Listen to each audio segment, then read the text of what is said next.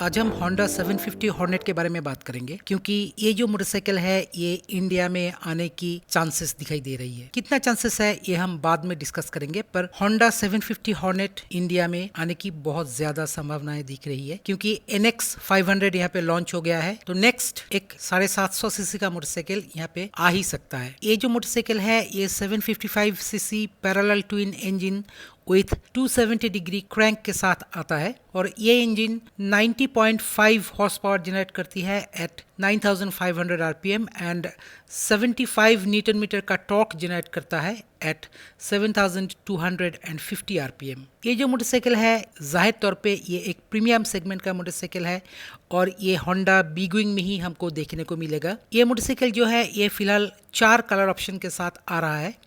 यह है mat gold Finch yellow, एक है pearl glare white with metallic red flame, एक है graphite black with metallic red flame और फोर्थ जो कलर है वो है matte iridium grey metallic.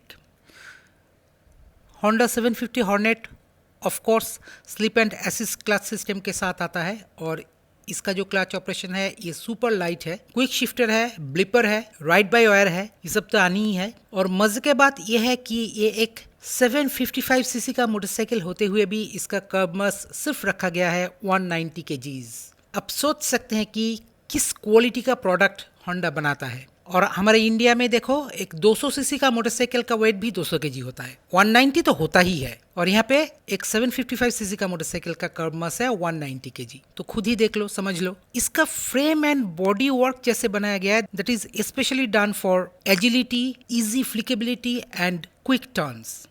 Japanese में इसे बोला जाता है किबी किबी और ये किबी किबी वर्ड जो है ये हॉर्नेट 750 के लिए खास करके यूज किया जा रहा है। तो आप समझ ही सकते हैं कि इसका जो बॉडी बैलेंस, मास सेंट्रलाइजेशन, इसका हैंडलिंग किस लेवल का होने वाला है। फ्रंट में शोआ का big piston separate function USD forks मिल जाता है दैट इज 41 mm का non adjustable suspension and rear में 5 level preload adjustable monoshock suspension मिल जाता है। फ्रंट में 296 mm का ट्विन डिस्क मिल जाता है और निसिन का 4 पिस्टन रेडियल कैलिपर यहाँ पे देखने को मिल जाता है। एडजस्टेबल ब्रेक लीवर ये भी एक एड ऑन है। फ्रंट में 120/70 का एंड रियर में 160/60 का टायर देखने को मिल जाता है और ये दोनों ही मिशलिन का टायर होने वाला है और जब ये इंडिया में आएगा तो ये मिशलिन का ही टायर के साथ आएगा। इसका सीट हाइट जो रखा गया है वो है 795 mm का और इस व्हीकल में इलेक्ट्रॉनिक्स के नाम पर भर भर के चीजें दी गई है। एक तो एक 5 inch full coloured TFT console दिया गया है जिसमें कि आपको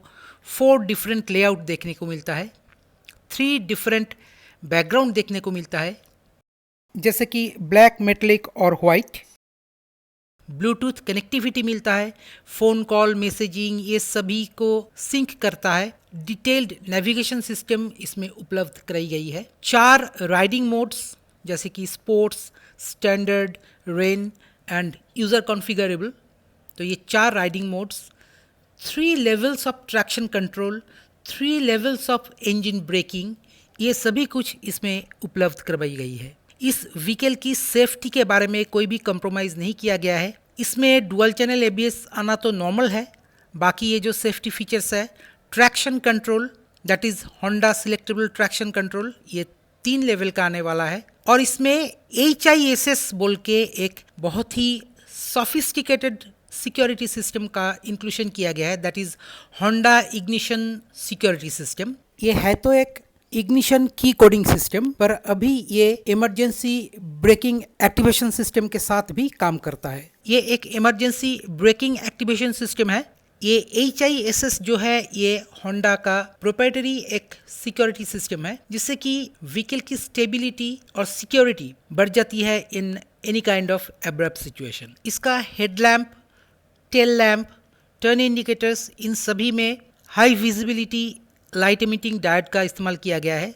सेल्फ कैंसलिंग टर्न लाइट इसमें दिया गया है। इमरजेंसी ब्रेक लाइट दिया गया है। होंडा 750 हॉर्नेट की जो एग्जॉस्ट आउटपुट मफलर का डिज़ाइन किया गया है इसमें भी एक बहुत ही एक एडवांस्ड इंजीनियरिंग का इस्तेमाल किया गया है। इसमें साउंड आउटपुट का खास ध्यान रखा गया है।